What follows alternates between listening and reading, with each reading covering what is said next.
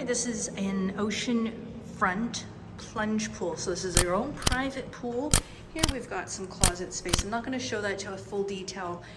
Just look for other videos. I'll post them at the end here, but that shows everything. You got a private toilet area, dual vanity, same shower layout as the rest of the rooms. So you've got privacy. If you want to close the door, you can keep it open. And again, we've just got this beautiful view. King bed. There is a ceiling fan, there it is.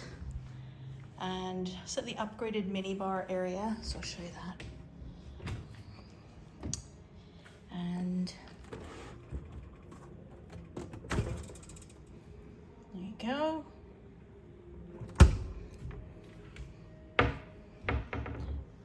And this is the money shot. So you have your own private plunge pool, ocean front. You've got your own space to lay on the patio here, and it's nice and big patio. Oh, isn't that the dream right there? So there's only 6 of these. If this is the type of room you want, you must book it now because they will not be around for very long, because people will just want the upgraded room, and especially with that view, right? Can't beat it. And there is the reverse view.